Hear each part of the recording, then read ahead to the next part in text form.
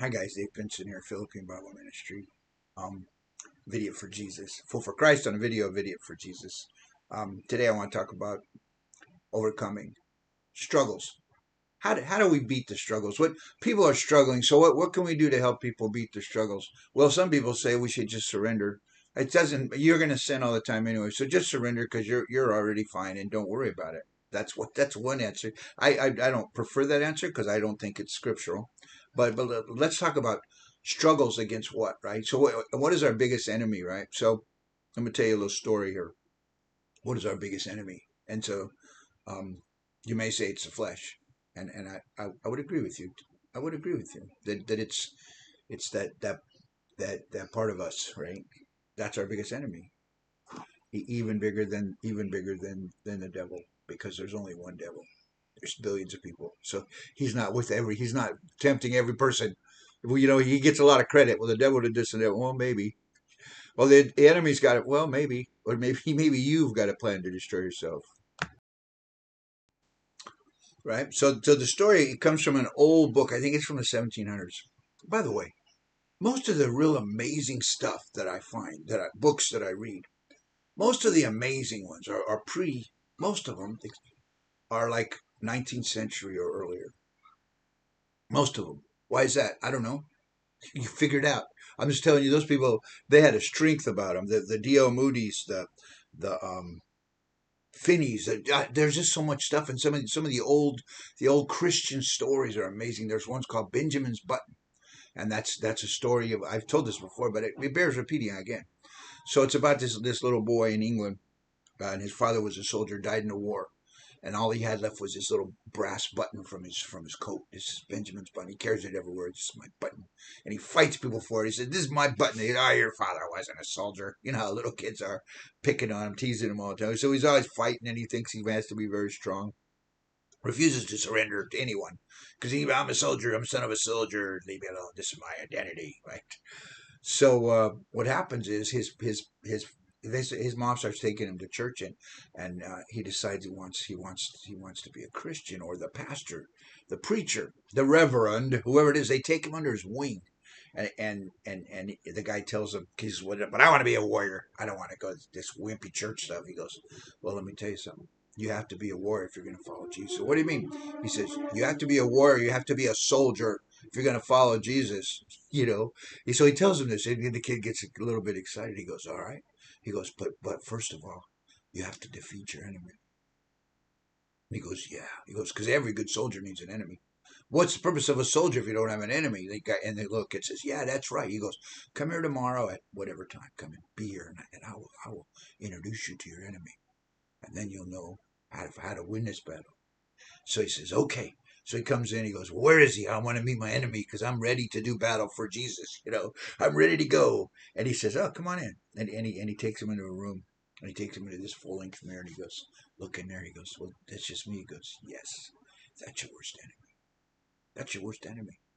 And let me tell you, what are we talking about? How do we overcome these struggles? How do we win? How do we, he who overcomes, the scripture talks about he who overcomes several times. That's really what it's about, right? But overcomes what, right? Let me just tell you something. The way I see it, what I see in this world, in Christianity, I'm not used to this. People who follow Jesus and people who are involved in certain things. What you hear a lot of people talk on a certain level it's all about yourself. We just watched a movie. We're watching a movie with the kids, with the youth, and it's called Sarah's Oil. Now it's not technically a Christian movie, but God's in it. She believes in God, and I love the story, and I love the way it works out. And I thought it was a brilliant message. I thought it was amazing. It's called Sarah's Oil. It's free on Prime Video if you have that. But it's a really good story about this little black girl during the Jim Crow era, and because her family lived on reservation land, she was given a plot of land. Right, she was given a plot of land, and she tells her mama. She says, "Mama, there's oil in that land. There's oil in that. God gave me that land for a purpose, Mama. There's oil on it." She said, "What do you mean there's oil? We're going to sell that land. We can get out of there. We don't need that land. There's no. If there was oil on it," the dad says, "if there was oil on it, they wouldn't have gave it to you. If they knew, yeah, right." And then and she tells her mama, but mama, God told me to, there's oil on that lamp. And her mama said, this is the part that I'm going to share with you right now. Her mama says, well, that's a lot better than all the me stuff I've been hearing from you. If it's from God, then we should at least pay attention. She didn't just say, well, that's stupid. What are you talking about? No. Maybe the Lord did tell you. Maybe he did. And I'm not going to tell you the story. It's a great story. We're watching it with the youth. I already watched it with Joji, and it's a rare. I'm sorry, my wife's name is Joji. I normally don't name names, but that's my wife's name. You can pray for her. She's been diagnosed with hypertension, which I think the meds. I think it'll be fine, but that's always my go-to. I'm always positive about stuff like that. Anyway, so my me, and so I want to think about what some of these ministries focus on. The healing ministry. What does that focus on? It focuses on my health. What's that focus on? It focuses on me. It's all about me and my health and the prosperity and it's all about and even my struggles. What are we focusing on? We're focusing on my struggles. And so right? So we're focused on me, we're focused on my struggles, we're focusing on even my sin and my stumbling and even I do it all the time. That's the greatest problem for anyone out here in the field where I'm at, out here in the field. Um, that's the biggest attack the enemy has, or maybe I have on myself, is feeling sorry for myself, and it's all about me. And it's, well, don't you understand what I'm going through? And so it's all about me, right? And so when you think about healing, it's about me. Why? Because I want to be healthy. I want to be this. And am I saying God doesn't want you to be healthy? I don't know. Sometimes He doesn't want you to be healthy because, like I said again, I could name 5 or 6 people that were not healed that God used in amazing ways because they were not healed. It's not for me to know what God's will is. Of course, I'm not saying God doesn't heal people. I'm saying the purpose of the struggle is not for you to focus on the struggle. And the way to overcome the struggle is to not think about, no, I don't want to say not think about. Here's what I want to say. Surrender. Not surrender to the inevitability of your stumble. That's not what I'm talking about. To me, that's like a backwards way to do things. We're going to win a Super Bowl, but first we have to lose all the time. It's like, no, overcome means something, right? So the whole purpose of what I'm trying to tell you is the focus of healing and the focus of all this stuff.